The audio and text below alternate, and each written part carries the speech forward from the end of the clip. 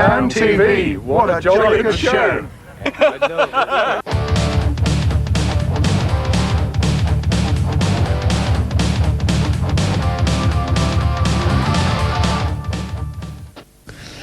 Afternoon. I'm here with Ross Mallock, Colonel Ross Mallock of the Army Air Corps, formerly commander of the Army Air Corps acrobatic team, the Blue Eagles. Now, something else Ross does, apart from being a commander, a colonel in the army, is a writer of rather entertaining verse. His book that's just been published, Botanic Verses, is unlike Salman Rushdie's book. I don't think Ross is going to have a fatwa imposed upon him, or at least not by the Iranians or what have you. Now, Ross, how long have you been writing these pieces? For more or less as long as I can remember, really, since I was at school. Right. Just for fun. Right. Largely. This is the first time I've managed to unleash it on the unsuspecting public. But yes, I have been doing it since about the age of 8, I suppose. Right. And something pure, as you say, purely for fun? Just for entertainment, really. Right. I'm not very good at serious verse. I've done 1 or 2 serious poems, but they depress me rather. Right. I find the light-hearted sort of poetry much more fun to write. Right. And I think people find it more fun to read, actually. Absolutely. Well, nothing, I mean, a good hearty laugh is far better than shedding a tear any day of the week. Mind you, I have to admit there are 1 or 2 rather sad tales in this book. Right. Although they are told tongue-in-cheek. So they can raise the odd lachrymose feeling. Now, any of them sort of based on you know, people you know, characters Absolutely you know? Not. Right. I would never admit to it anyway if it was. They're mostly about animals, birds, and inanimate, even inanimate objects, if you can call a runner bean an inanimate object. Right. They're fables, really, though I'm not sure that it falls into a particular category. They're illustrated marvellously by this friend of mine, Harry Hargreaves, who is a world-renowned illustrator and cartoonist. And he can turn a runner bean, which enters the London Marathon, into a real athlete. Right. He can make an ostrich fly, as he does in this book. A frog which is squashed crossing the road. All these things can be brought to life by this chap, and they are all allegorical fables, if you like. Right. All of which have very deep and meaningful morals. Right. Now, are these suitable for a younger person, or are they? There's nothing even vaguely rude in this book, I can promise you. Right. It's reasonable, I think, for anyone from the age of 8 up to about 88, probably, right. can get a bit of fun from this without any undue shock in the process. Right. Have you had good reception so far? How long have you actually? Yes, it was published on the 9th of November, and by the middle of December, the first edition was virtually sold out. Oh, which really? is marvellous. And that's been on sale where throughout the country? No, it's been on sale really only in Andover and Salisbury. Right. And now I must meet with the illustrator and the publisher and work out where we go from here with another edition. So strategy. Yes, I think so. But it has turned out to be very popular. I'm very pleased. Good. And I think it ought to have a wider readership. Absolutely. So do you see a sort of future once you've left the army of maybe full-time writing? I would doubt if it would be full-time, but I will certainly go on writing in my spare time, certainly. Yeah. Would maybe you'd like to choose one of your verses and yes, a rendition? By all means. I mean, one of my favourites is the title piece, really. I mean, I refer to it as Botanic Verses. I have to admit there are only 2 botanic verses in this. Right. There are others which are zoological. The botanic one really concerns this unfortunate runner bean called Rodney, who makes a very basic error in his ambition. Again, I'm sorry to say this is a sad tale. Can you stand it? Well, I can. I don't know. I hope the viewers can as well. We'll see what reaction we get. Please don't be upset. But if the cap fits, perhaps the answer is to wear it. Rodney was a runner bean, both succulent and sleek, who hung around the garden all day long. Though tender, he possessed an unremarkable physique, but dreamt of growing vigorous and strong. His family would mock him for his wistful little ways, for a bean should be contented with his lot. Just dangle here with us, they said, and ripen as you laze. All runner beans must one day go to pot. But Rodney spied a hoarding just beyond the garden shed, which set his pulse a-racing with the shock. The biggest London marathon in history, he read, is due to start today at 10 o'clock. I'll show them, muttered Rodney, as he gently dropped to earth. As a runner, I'll be swifter than a dart. And sprinting off to London town for all that he was worth, he lined up with the athletes at the start. The gun went off, and so did Rodney, straight into the lead, and the onlookers' applause was unconfined, for never had a marathon been run at such a speed, or the competition trailed so far behind. "Come on, Rodney!" people shouted as the little flash of green whistled past them like an arrow from a bow. But at Tower Bridge he faltered like a broken-down machine, and with only 20 miles still to go. As a has-been, he was hamstrung, he was finished, he was done. He was curled up in exhaustion and despair. As he stumbled, all the others overtook him one by one, and a careless runner squashed him then and there. Hardly anybody noticed, from the traces left behind, that a champion had fallen at the scene. For who would credit courage or great singleness of mind to an ordinary, humble runner being? There's a moral in this tragedy for human beings too. A little bit of talent's fine and dandy. There's no limit to ambition. There is nothing you can't do. But a lot of careful training comes in handy. Very sad. Very good, very sad indeed.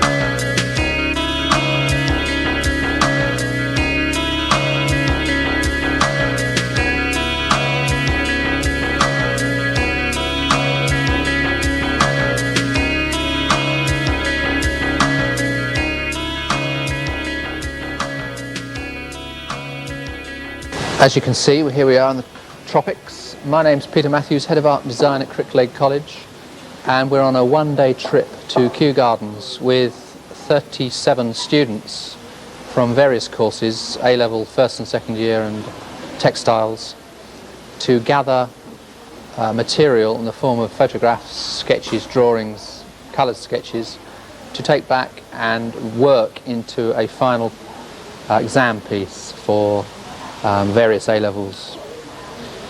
It's difficult to describe what we're actually aiming at, because until you've brought the students into these environments, deserts, alpine environments, tropical, subtropical, cactuses, everything's here, it's difficult to describe what you're trying to do.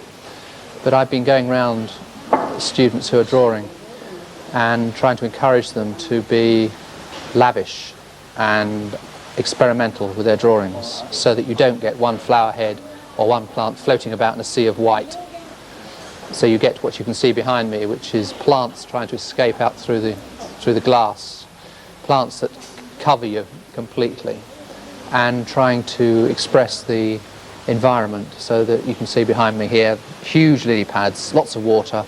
Every so often the sprays start going, and to get that sort of tropical feel.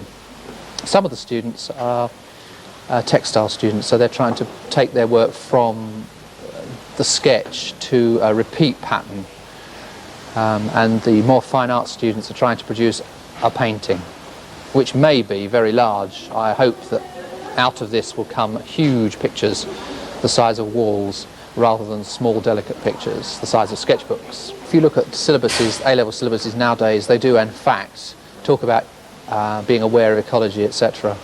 And I think tomorrow, when we've got back to the studio and we've got some photographs on the table and drawings on the table, we could incorporate that. It's rather dependent on whether a student is aware or not. Perhaps you should say that I should force the issue so that all students become aware of it. But you've got to look for the particular student's interest, and look for their the way they see it. I mean, after all, some people are going to see it as a tropical rainforest, and other people will see it as Kew Gardens, which is a little environment in London. It isn't actually a tropical rainforest at all. It's an encapsulated forest in a greenhouse.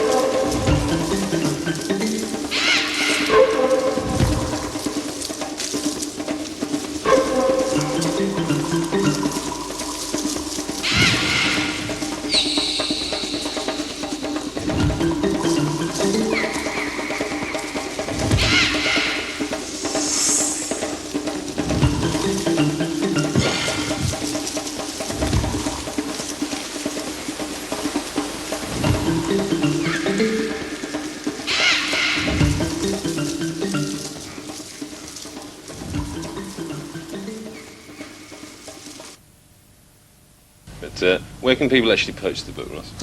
In hammocks, actually, just round the corner. Oh, okay, right. And I think W.H. Smith's, but certainly hammocks have got... so here in the Chantry Centre. I've got a few left. Buy now while stocks last. Right, absolutely. I see you brought your guitar in. Yes, I was told to do that because for some reason it's actually borrowed, I'm afraid. Mine is missing at the moment. Oh dear. Without leave? Absent without leave? Or? No, I actually gave it permission, but this will do. A friend very kindly lent me one this morning. Right. No, the fact is that, of course, we're coming up to Burns Night. Right. Very soon. And this book actually also contains a unique explanation of the wildlife of the haggis. Uh-huh. I don't know if you've ever eaten a haggis. I have indeed. Personally, I find them delightful, but a lot of absolute nonsense is talked about this animal because, I mean, do we know what the haggis gets up to in the wild? Well, absolutely not. I believe I saw one once, but it was very, very dark up on the moor. Well, you try and describe it to people who haven't seen it. Now here, in this book, we actually have illustrations of what a haggis looks like. Right. It's not a pretty sight. And again, of course, being victimized most of his life, he is not a particularly happy person. But I mean, not all poems will translate into songs very, very well. This, I have to admit, was written as a song initially, and I've cheated by publishing it as a poem. Right. But if you'd like to hear a snatch of it, We would indeed. it's called The Tartan Treat. Do you sing? I'm afraid not. Do you no. make any sort of Caledonian noises? Because you're very welcome to join in certain parts of it, if you like. Because Well, I was chucked out of my choir when my voice broke some years Really? ago, and I haven't actually tried again. well, since. never mind. There are a number of ethnic noises which you can insert into the Ochai programme. the New, maybe. Ochai the New is exactly what I'm after. But do please put them in the right place. Will that be all right? In the dead of night, when the moon is bright and the snow lies crisp on the heather, when nature sleeps and those rows of neeps and wee tatties are tucked up and snoozing together, beware, beware. You may hear a rustle, a scratch and a hustle, you never can really be sure. Your sleep it is broken, the haggis is woken and holding a council of war. His habits are Spartan, he dresses in tartan, he's bushy like badger or fox. His language is foreign, he wears a wee sporran, and holes in all 6 of his socks. Oh hey! Holes in all 6 of his socks. The new! Holes in all 6 of his socks. See where they come? When out for a walk, you may hear him talk to himself as he squats in the hedges. He's discontented and near demented, his kilt is all soggy and frayed round the edges. Beware, beware. Though doubtless delicious, the haggis is vicious, his manners are terribly crude. Barbaric and tough, he is hairy and rough, and his children are usually rude. The cause of all this is the haggis' missus, who leads him one hell of a dance. With no fraternising, it's hardly surprising he never gets much of a chance. Oh hey! Never gets much of a chance. The new! Never gets much of a chance. From late September to early November, the haggis is hunted for eating. He runs like a stag over bracken and crag, till he's cornered, exhausted, with haggis heart beating. Beware, beware. The haggis at bay gives a curdly neigh, tattoos on the ground with his boots. He flashes his gums and he waggles his thumbs and he rattles his teeth with his hoots. He fluffs up his hair, sticks his legs in the air, and he makes the most frightening row. With rifle and hatchet, a Scotsman can catch it, an Englishman wouldn't know how. Oh hey! An Englishman wouldn't know how. The new! An Englishman wouldn't know how.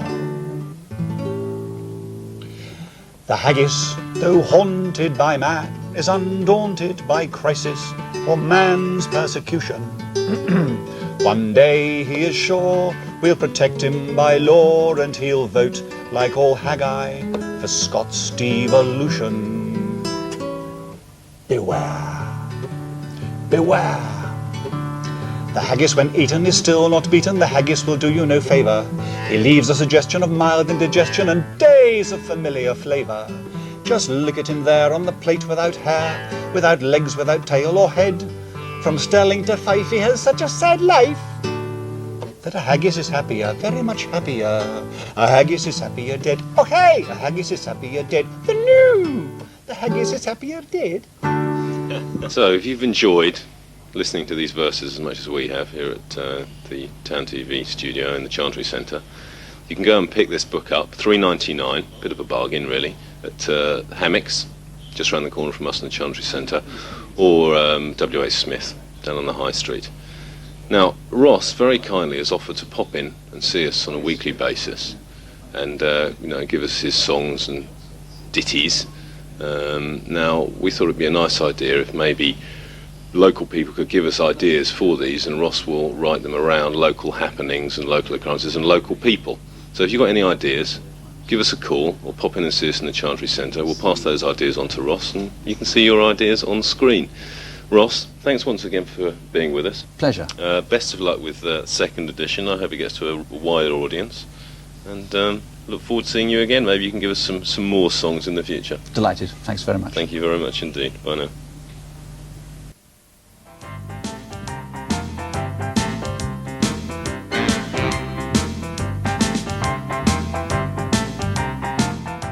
we're both pleased to get the selection for Great Britain.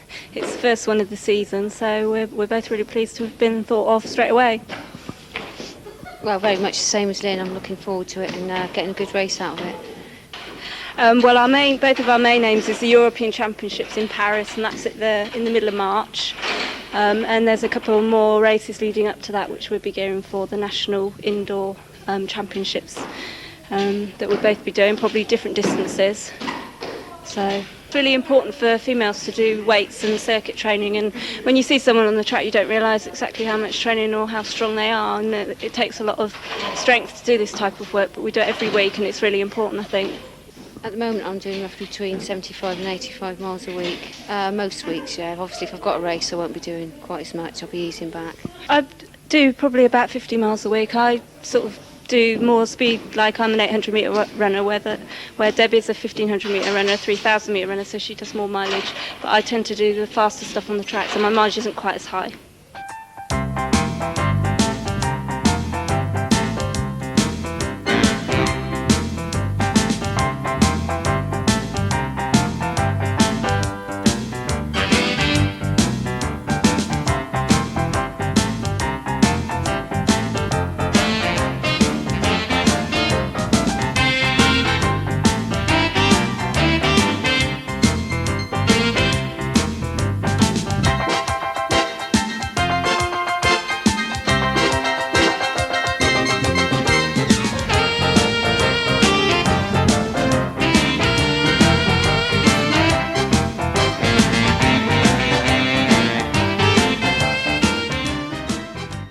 I work at Test Valley Borough Council and I get sponsored free meals with the catering company there, but apart from that I don't get any sponsorship at all, and it's very expensive, just travelling costs and also vitamin supplements and this Maxim stuff, and just generally kit and everything's very expensive. We've just got a sponsorship from for kit, so that's really helped as they give us like trainers and things like that, so that's really good, but financially it is a strain.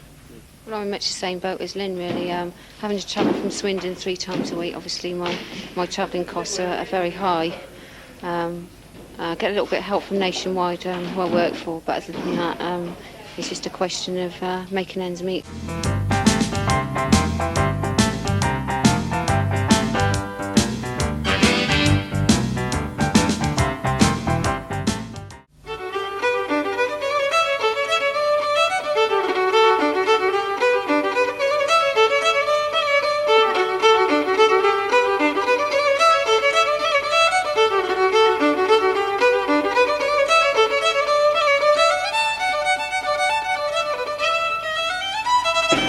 Hi, I'm as you can see in a kitchen. I'm in the kitchen of the Danebury with Jo, who's the chef extraordinaire here in the kitchen. Now Jo's actually got some little creatures that she, I believe, killed earlier. They are dead, Shot aren't them they? earlier on this morning, and they're now gutted and prepared. And what are they? Ben? These are haggis. Right. Yes. Now, We've tell me taken off the legs. Right. We've now bagged them up, and they're ready for cooking. Right. Now that haggis has got plastic on it. I thought haggis was, was made out of nasty bits of innards and things like that. Well, the inside is still nasty bits of innards, Right. but the outside is now basically like a sausage skin. It Right. used to be a sheep's stomach, but Right. now it's just a plastic skin. Now, But still, you can use it. right. What? Why are you cooking them today? It's Burns Day today. Burns Of night. course. Every And what Scotsman. will people be eating them with? Well, traditionally you just serve them up with mashed potato and mashed turnip Turnip or swede? or swede.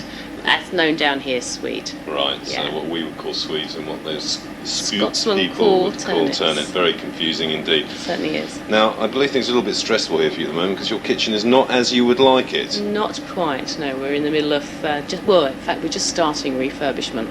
Right. Starting through in the restaurant, which is being converted quite seriously. But it is meaning knock-on effect refurbishment through here as well. So you're doing absolutely everything, gutting it. All and by everything. myself, yes. All by yourself. Let's look at those muscles. These poor lads running around, yeah. There we go. Look at those. Lots of Those spinach muscles. there. Shall we run through and have a look in the restaurant? See what they've done there.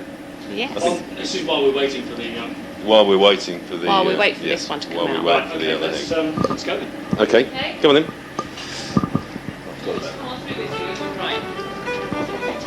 You can tell us what's going on. Well, I don't know, because the plans Mark 5 haven't been issued yet. Alright. They took Mark 4 away from them this morning. As long as you take responsibility, I'm not liable. You can speak You're not to allowed Steve. in here. We can speak to Steve. Go on, now Steve's running away. He's gone. What's up? That's what the applicant. Just watch you not tread on any nails. Right, will do. Yeah. If you do, I'm liable for it. Right, we'll be 2 minutes. Get up there. Go up there and have a look. Off you go, Steve. Cameraman's going at me. Right. Yeah. Once had a pump. Right. You used to heights. Yeah.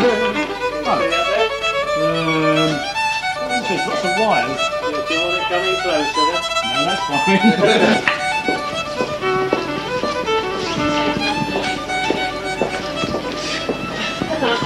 Guess what you got for dinner, sweeting of the haggis? Oh. So that's quite hot. No, that's the oven itself. I'm going to put that down there. And I'm going to look from this side first. And that is a haggis. It's split. Yes, it is split. That's the problem with it being plastic. Sorry, am I moving away? The It's problem all right. with it being plastic and not a stomach any longer. It does split. But it still does the job. Mind that tray, it'll be hot. Okay. Cameraman is caught up with the cable, so hang on a quick 360.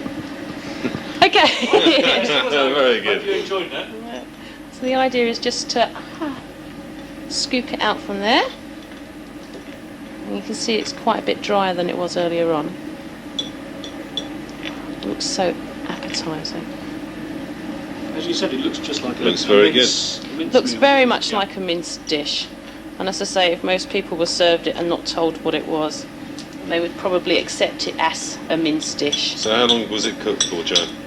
At 200 for just about an hour and 15 minutes. Right. But that's, I mean, it all depends on the size of them. They come about an average size. About an hour is a good average. Right. And then just check it to see what you think. Right, At so that a little point. bit dry. You don't want it too wet. No, you don't want it too wet. They will be quite wet if you take them out early. Right. Just do it a little bit longer until you see it sort of breaks away into bits. Yeah. I know it sounds dreadful. Just so it looks a bit like that. Do you want to try some? Come on, I'll give it a taste. Here we go. Wish me luck. It's very hot. No, very good. Sort of peppery, nice consistency. It's good. Very good indeed. And I'm still alive. Over to you, Steve. I think Steve, the cameraman, should have it. I think I should have some as well. Yeah. Help yourself. Ah, right. I can't find it. Can't see it. Here you Ah, go. hang on. Let me focus on it. Right. Okay. Should be here to. We should look at this. No. Okay. It's all right for me, David. As you can tell, Steve is obviously a very keen. Steve is a very keen meat eater. But no, I found it very good, and as you'll be seeing this after Burns night, I hope you all had a good Burns night. And if you had a haggis, I hope you enjoyed it as much as I just enjoyed that. Thanks a lot, Joe, You're welcome. Very welcome. and have fun tonight.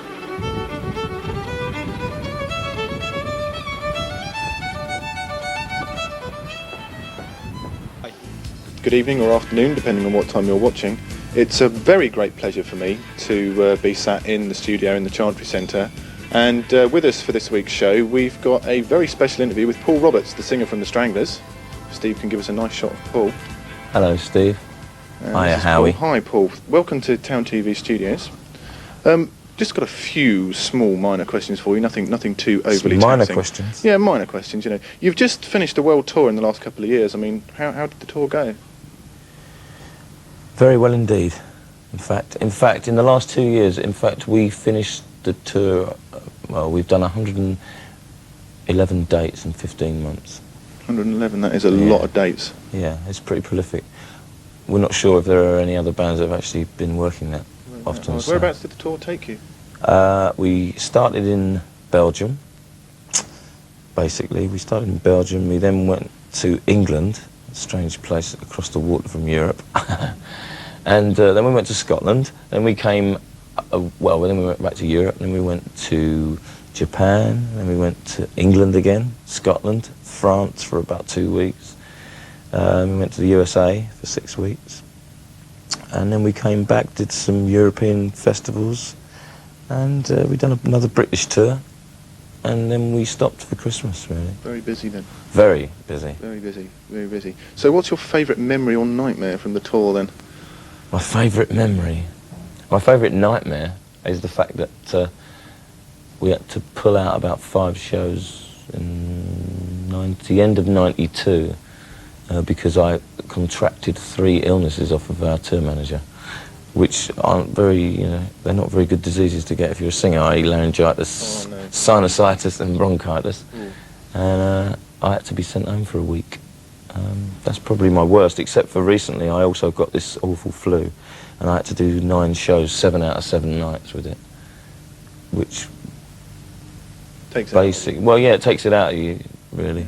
I mean, so it wears you down. And also it was the sort of flu which sat in your throat for 7 days as well, which doesn't help me. And I was shattered by the last gig. So what's your favourite memory from the tour then? It's very difficult. I mean, there's there are so many things that happen. Yeah. Just a blur. Yeah, I can't even begin to think. I mean, there's so many funny things happen with the audience and one thing. You have a very energetic performance style on stage. What do you do to prepare for it? What, vocally or physically? Vocally, physically. I mean, you jump around on stage like... Yeah, well, I do a bit of yoga. I do a warm-up yoga exercise, and then I do about 15 minutes push-ups, and not sit-ups, but something like that. And then I do 10 minutes non-stop running. I do 5 minutes scales. And then I go on stage for an hour and a half and sort of jump about like a lunatic, I suppose, apparently. But, yeah. Well, no, it is a very, very energetic performance style. It's tiring to watch, I've got to say that. Well, yeah, I mean, you wore me out when I came to see you. Are you currently working on any material at the moment? Yeah, I mean, I'm always writing. That's what I enjoy doing. I mean, I'm constantly, I just can't stop. I mean, I can't stop thinking about ideas and stuff, so. And we're just preparing a new album, so. When's that you sort of... When you smile at me. I really don't know. I mean, once you've written it and you've produced it and it's there waiting, it's then down to other powers. I mean, it's down to record companies, management, decisions, pressing the album, everything else. It's like... So you're going to be later this year, possibly for the Christmas? Possibly, not for the Christmas, because we leave that up to Cliff, because we respect him that much. But we'll possibly put an EP out before that. That'd be good. Yeah. That'd be good. That'd be something definitely to look forward to. What's your favourite track to perform live? Wow. Well, obviously, because the band has got quite a history, I mean, there's a lot of old stuff that, as a fan, originally, that I really like to perform. I mean, there's this... actually, I can't say that on TV. There's one song with a particularly hairy title, which is probably... I can't actually name, but... that's one of my favourites. It's a mystery one. I like, there's a song called Never See that we do. There's a song called, an old song called Toiler on the Sea, which is very enjoyable. There are quite a few. I mean, it's difficult, there's such a mixture of songs as well. Yeah. That's good, that's good. Well, we've got some goodies that you've been kind enough to bring down for us, including a signed VIP pass, which we'll have a nice close-up of for you right now. And some T-shirts, was it, as well? And yeah, we've got a T-shirt. We've got a fantastic T-shirt. It's a particularly good T-shirt, particularly good edition. And we've got this pass for you, and we're going to ask you a question. Spell your own name backwards. Or, equally exciting, we've just released an album, it's been out about a year. It's called Stranglers in the Night, and there's a song on it called Time to Die, and we want to know what the lyrics in Time to Die refer to, and what they refer to. It refers to something specific. It's a movie. A big clue there with movie. Definitely a big clue. Yes. Yeah. And it's also a sticky back piece of plastic and a hardback book. With Paul today in the studio we have Marian, who is the organiser of the Stranglers information service and who also writes Strangled magazine. Marian, what can you tell me about the Stranglers information service? Basically, SIS, a shortened version of the Stranglers Info Service, was set up by the band about 17 years, in fact exactly 17 years ago this year, because they were sick and tired of being misrepresented in the press, and they wanted their thoughts, opinions, views on music, life, anything that interested them, to get straight to the fans without being twisted in any way, and they were subject to quite a bit of that from the popular press at the time that the Stranglers were first sort of catching on. And SIS continues to exist and carry out that function. Strangled magazine comes out several times a year. We've got subscribers. We also put the magazine into the shops. And how many subscribers have you got? At the moment, probably around 2,000, although it fluctuates. We're pulling in a lot of new subscribers. We had a leaflet talking about the information service on the band's last album, Stranglers in the Night, and we've pulled in quite a few new subscribers with that, which is a great sign to us because it shows that not only have the fans accepted the new band, but they're really getting into what they're doing, and they're not losing their enthusiasm for the Stranglers. So that's good. You've got a live video that's going to be due out through the information service fairly soon at Fontwell Park. What can you tell me about that? That's right. Well, it was one of the most bizarre gigs I've ever been to, but it actually turned out very well against all the odds. It was a gig that was set up at Fontwell Racetrack in a huge marquee. The organisers had decided there were certain places in the country that don't get to see enough live performances because of lack of venues. And they decided, well, if the mountain won't come to Mohammed, they'd get this huge marquee and take it to people so that they wouldn't have to be running up their transport bills every time they wanted to go and see a band play. So that's basically what they thought. Stranglers were the best band to launch this project. Yeah. It was a freezing cold day. It was, yeah. Nobody thought it was going to go as well as it did, but the band played a storming gig, and luckily we decided to get that particular gig filmed, and we hope to release it through SIS within the next few weeks. Next few weeks? Yeah. So if anybody's interested out there who actually wants to get a copy of the video, you can contact either us at Town TV or Marian at the Stranglers Information Service. I'd like to thank both of you for coming in and speaking to us this afternoon or this evening, depending on when anybody's watching this, and hope that you both prosper and that the fan club continues very well. Right, we've come up from Andover now to see the Good Ship Park. That's Good Ship Park, Good Ship Park. We're with Lawrence Leakes and David Griffiths, president of the Andover Rugby Football Club. David, tell me, what sort of season you had? We've had a very good season.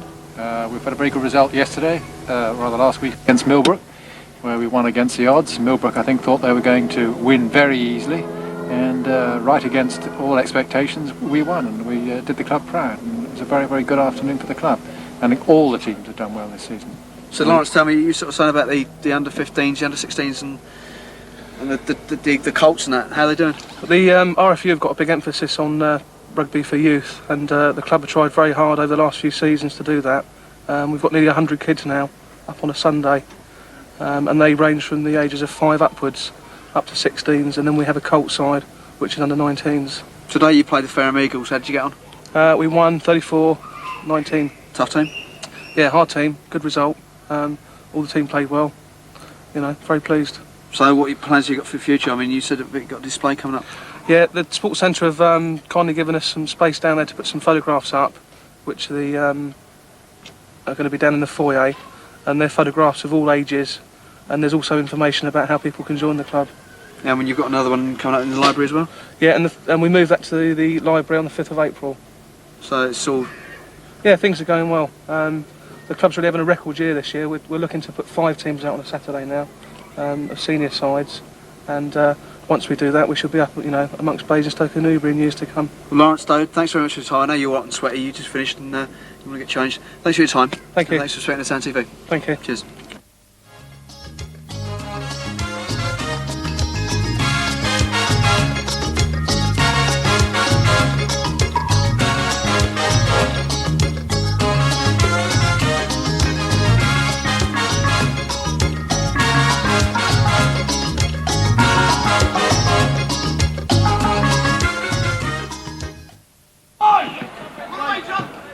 Get out!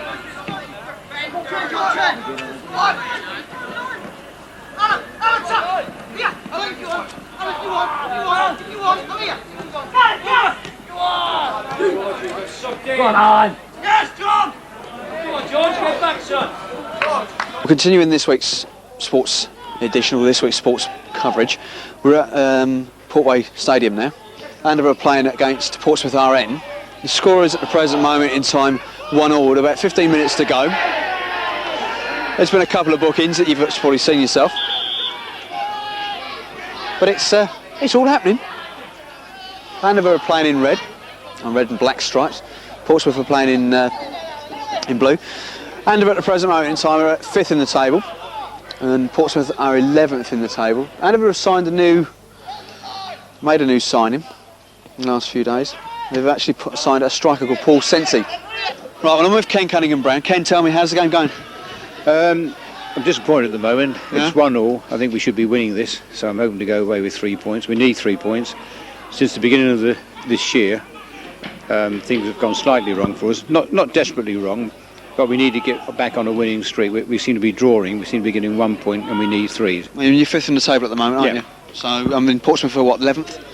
11th. Yeah, that's they're right. 11th in the table. Yeah. But sorry, go. Well, they seem to always be able to win against good sides. You know, I think we've got a fairly good side out there. They always seem to raise their game against good sides. If you look at the people they've beaten, they've always beaten people in the top half of the league. You know. Well, you've just signed a new striker, Paul Sensi. How's that come together? Well, we played a friendly against Stockbridge on Thursday. He worked very, very well with Gary the Goal Lewis up front, and we're expecting great things there. And Colvin Hutchinson, I mean, where is he at the moment? He's gone over for Christmas, and you know, as I said, you know how long Christmas is in Trinidad. He's not coming back. You know. So well, he may come back, you know. You're quite happy with like 5th at the moment, or? No, I'd like to be closer up the league, like everyone would. But when you think the way we started with this season with only 4 players, and now we've got 20 players signed on. More players are keener to come here, and we're 5th in the league. So it's not bad for the first season, you know. You're quite happy with that? Yeah. Well, anyway, Ken, thanks very much for your time. Okay, see you again thank soon. you very much indeed. Bye. You've got loads to take.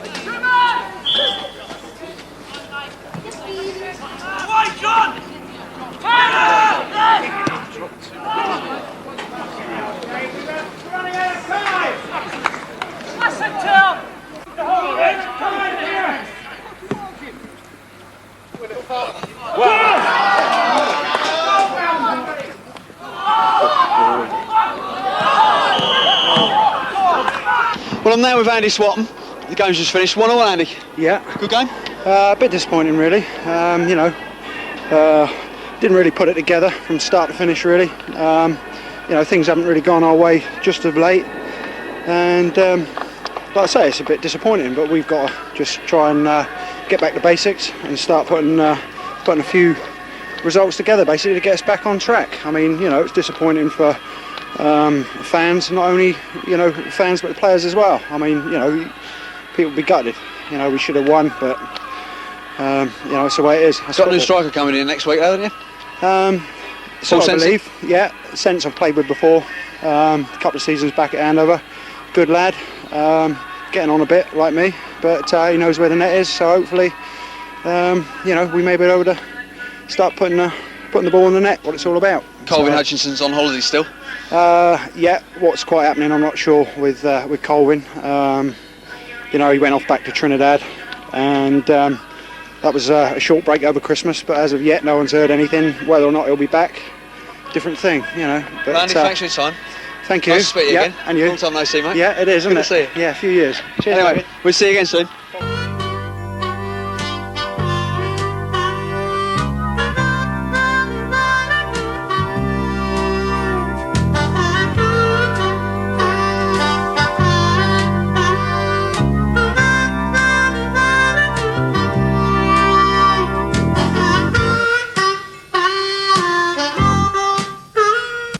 Well, thanks for that interview there, Steve, with the haggis down in the Danebury. We know you've caught one down there.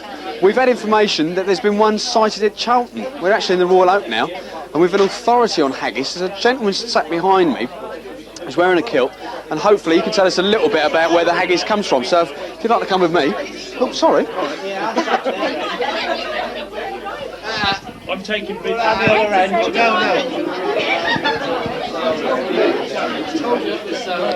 Aha! Here is a man. This man is obviously an authority on the haggis. Tell me your name, sir. Yes. What would you like to know? Sorry? What would you like to know? We'd like to know a bit about the haggis. The haggis. Well, it's a mixture of oats and mutton, all wrapped in a sheep's bladder. Wrapped in a sheep's bladder. So the story of it being a six-legged thing that runs around the sides of mountains is a complete and utter false. It is, yeah. Yeah, I must be in the south of England. Somebody's saying that to me. I really must be. Yeah. But anyway, thanks a lot for your time. That's all right. Well, we're going. The intrepid search continues. We're going to find out if anybody else knows a bit more about the haggis and where it comes from and why. Charlton, who's got tartan shorts on? hey, you got tartan shorts on, H?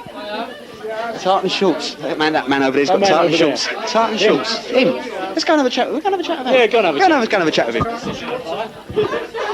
H. Hello. How you going, mate? I'm all right. Go on. You're a bit of an authority, aren't you? On what? On the haggis. I am. Yeah. You are. Yeah. Have you seen one? I have. And what's it look like? It's quite big. Yeah. Black. Black. Yeah. It's black. Yeah. What else is it?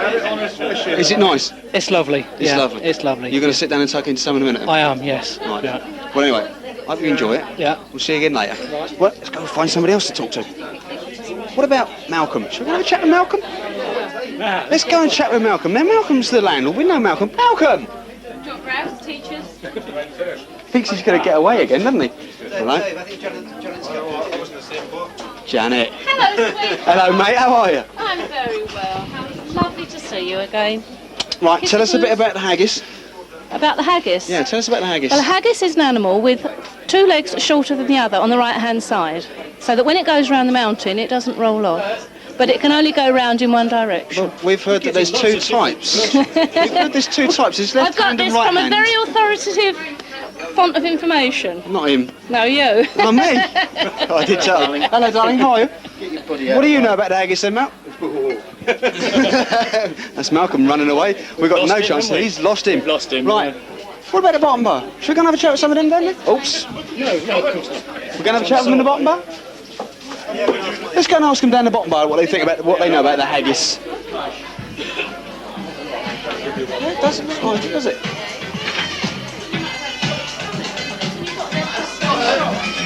There's a wise old man over the corner there. Let's go and ask him. No, true. Go and find out. Let's go and have a wander around. Excuse me, you know it's Burns night tonight. Really? Yeah, it's Burns night tonight. Are you going to tell me, what do you know about the haggis? You've got to catch it first. There's another one that says you've got to catch a haggis, and apparently it's live. Now, I've just spoken to Janet. She said it's an animal that's got two legs shorter than the other. Got Is this quite true? a few legs, actually. How many legs has it got? I think it's got about 6. 6 legs. Now, we're going up from 2 to 6 legs now, so... But you've got to catch it. You've got to go up in the hills to catch it. Is it quick? Very quick. So what do you catch it with? A net. A net. You don't shoot them then? Nah. You don't shoot them. You don't shoot a haggis? Nah. Why not? You just chuck a net over it and strangle them. Oh, you can't say... Bleep that one, Steve. Bleep, bleep. Bleep. You've got to catch it and strangle it. TV, is it? This is Town TV. You're on Town Wow. TV. Can you want to say hello to anyone? Hi! So, you're into like playing darts? Yeah. Right. Royal Oak Charlton versus the Barrett Arms. Are you winning? We're going to win, yeah. Yeah. They're all mad in here, aren't they? Let's go and find out a few other people. Bye. Madness. Who do you reckon? There's a person over there we know. There's a Mr. Connolly. Let's go and ask him, see what he knows about the haggis.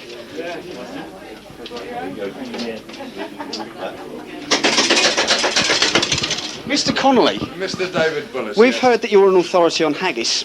Well, that's true. I saw a wild one. He was married to one. Yep, there was one actually coming down Charlton Hill just now. 5 legs. 5 legs. 5 legs. We've heard 2, 4, 6. No, 5 legs. 5 legs. Yeah. Odd ones? There was one in the middle, yeah. One middle leg. Yeah. What was that for? Well, I think they call it an appendage. It's not a pole vault bar then? Yeah. Have you got a beep?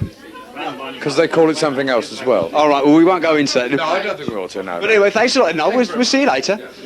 Steve, what do you know about the haggis? Very little. I've ate one earlier on today, but it was a bit peppery. Peppery. Let's go and find out, see what anybody else knows. Carol might know. Carol, what do you know about? What do you know about the haggis? I don't know a lot, actually.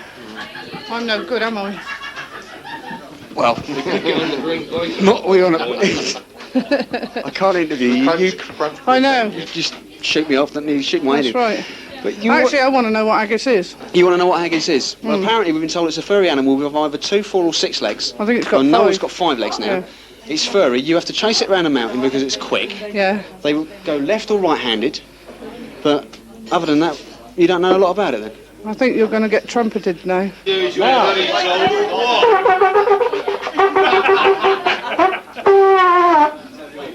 and gentlemen, dinner is served. If you'd like to take your seats at table. There you go. The haggis has been piped aboard. The haggis.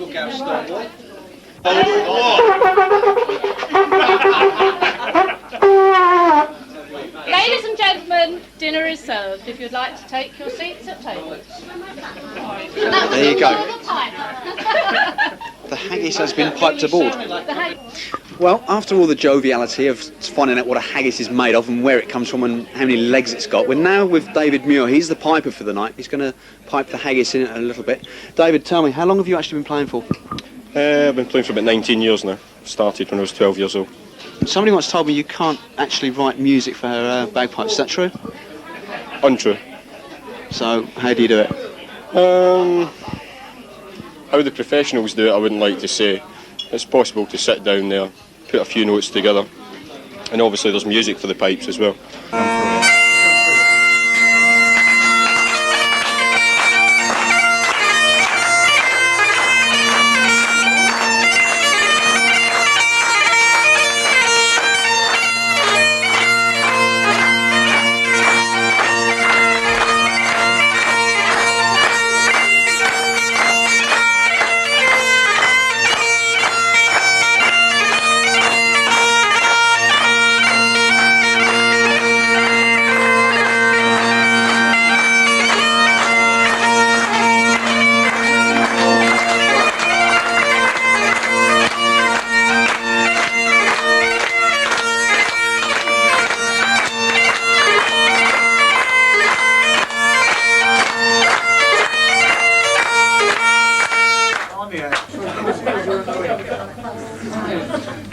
Therefore, your honest sonsy face, great chieftain o' the pund race, aboon them all ye tak your place, pain's trifler there, will ye word the o' grace, as lang's my earn.